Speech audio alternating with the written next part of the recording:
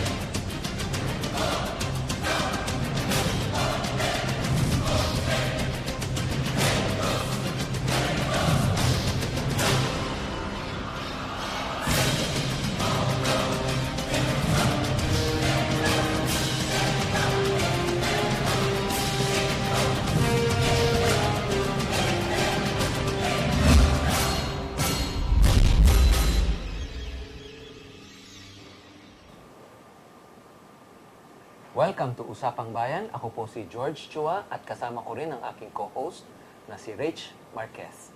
Pag-uusapan po natin ang pagpapalit ng administrasyon at iba pang mga pangyayari sa ating bansa. Ikinagagalak po naming makapanayam para sa gabing ito ang co-organizer ng Duterte President Movement na si Mr. Fred Perdon. Good evening, sir. Good evening, Fred, at maraming salamat sa pagpunta nyo dito. Alam niyo ho si Mr. Fred Perdon, ang ating partner sa GNN Naga, Channel 48. Meron ho tayong UHF station doon at tayo ho ay kine-carry rin ng lahat ng cable stations doon sa Naga.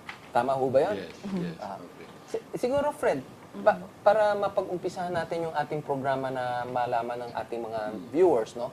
Paano ko ba kayo na-involved dito sa Volunteers for Duterte Movement? No? At kayo pa nga ho ang nag-organize dyan sa Bicol. Well, first of all, George and Richard, I'd like to thank you for inviting me here in your program. Alam mo, yung programa is really widely seen, even in Bicol, maraming nanonood, so I'm so glad. Well, to answer the questions, I was actually involved even before Mayor Duterte decided to run. I remember that a year ago, he went to Bicol, to Naga, and of course, as a fellow Bayan, I was asked by the group to organize. It was just simply to listen to him about some of his views. No? So he was there. We had a gathering. It was well attended by the different sectors. No? Galing sa judiciary, academe, business sector, and we listened to some of his thought. No? And sabi ko nga, wala pa naman siya decision doon. We were also talking about federalism because one of the Bicolanos na active dyan is, of course, alam natin, yung head ng si Dante Jimenez. He was there, so usapan yon. So that was the first time I met him. Although we come from the same school, pero ahead naman siya sa akin. Of course, some of his friends are also my friends. Then came the election that sabi namin, we have to also do our share. And I had the chance to meet him. I had a chance to visit Davao, and I saw the difference there.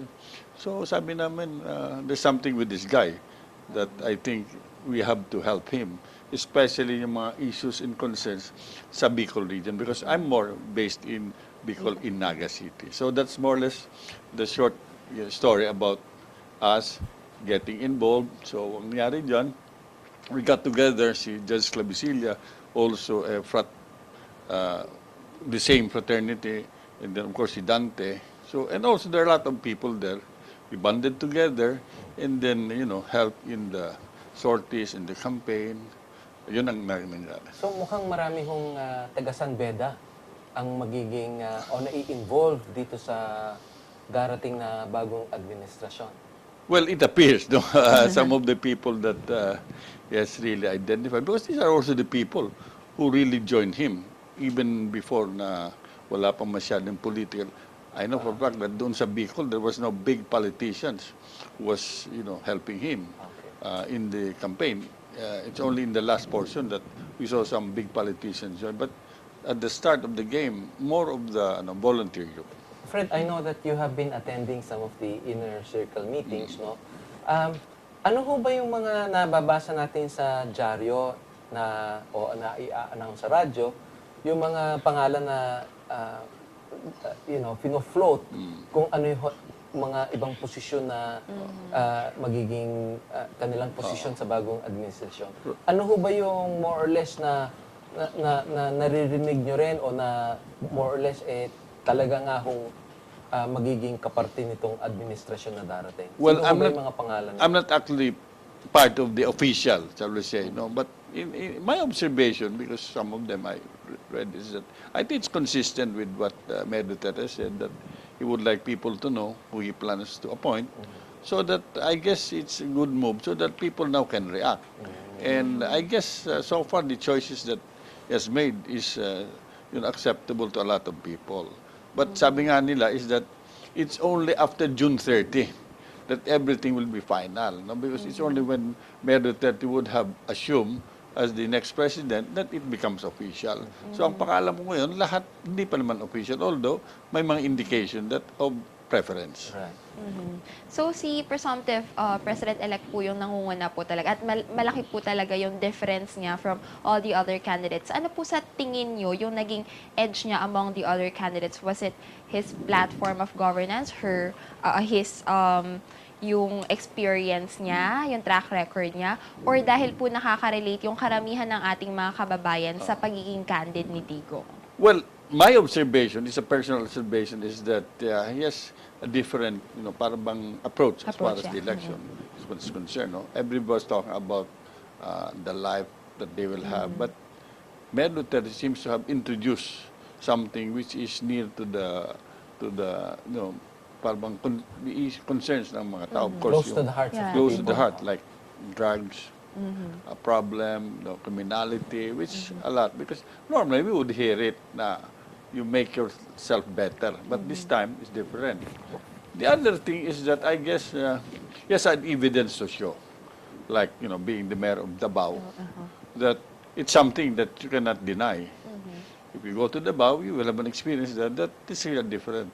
So I think these are some of the things, and of course, the social media played a lot. Yes. While we all know that he didn't have much exposure in the national TV, and yet the social media played a lot. In fact, I was reading one column, and they were saying that he has changed the political, what do you call it, climate as far as running for presidency, because normally it takes about 2 years to start your campaign.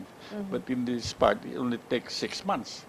And we've noticed that ever since, the statistics were all going up. It went slow, but everything was going up. So these are some of the things. And ako na napansin ko that he doesn't really speak that long.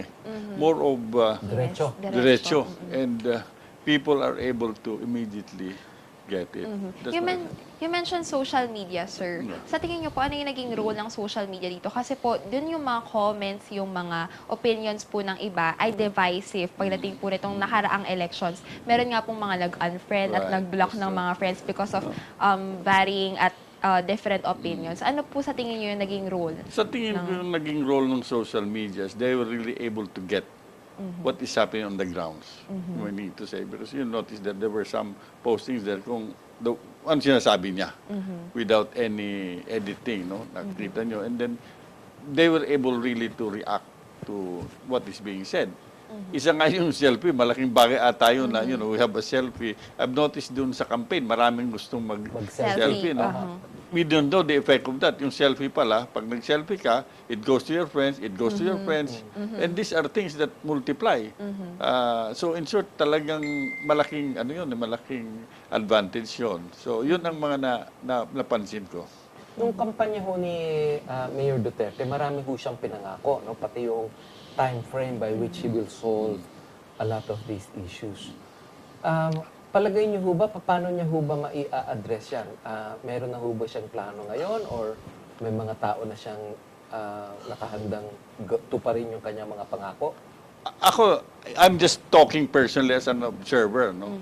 Ang nakita ko dyan is the statement will set some policies, which may now be used as a guide. Let's talk about yung processing of documents. I guess the issue about talking about streamlining of systems and procedures, like when you're getting a permit, which I guess it's doable. Like, you know, it should not take that long. Dapat ang mga papel lumabas niyan. So these are some, I guess, things that can be done easily, mga ganyan. So, ang nakita ko dito is just she's setting some para bang policy statement, which, of course, it will now depend really on the implementing agencies. The federalism for me is a good part also. I would look into it more as the giving authority sa local government, also yung mga national agencies, regional level, to act on certain papers. Because right now, we know that it's too centralized. A mere, let's say, permit. Sometimes it goes to the level of the secretariat or the undersecretary. So this causes delay. But if, let's say, these are things which are going to be delegated with corresponding authority, that should simplify matters.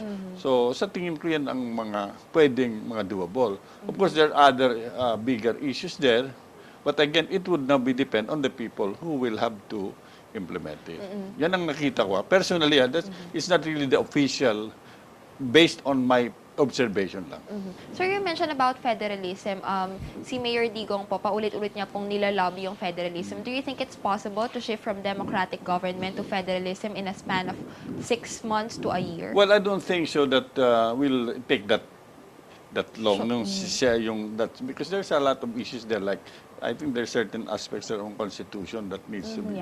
But there are a lot of things there which maybe by mere executive order can now be realized, not necessarily having it now. So sabi ko nga, yung tungkol doon sa issuance ng permit, these are some things that can easily be done. No? It's a mere executive order giving authority to some of the, and then of course yung mga local executive. That alone is something else. Yung sinasabi niyo ho na ang talagang area of focus niyo ho is in the Bicol region. Right. Ano ho ba ang primary concerns niyo dito sa Bicol na inaasahan niyo hong malulutas ng bagong administrasyon? Okay, that's a very good question, George. No? In fact, I had a chance to interview si Mayor Duterte when he was in Legazpi through our program, yung Inside Bicol. And we talk a lot of things.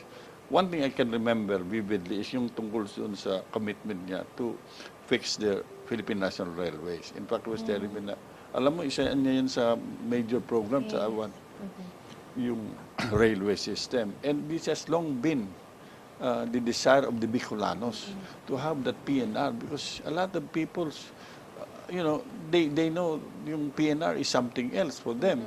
So, isa yun sa commitment that he said.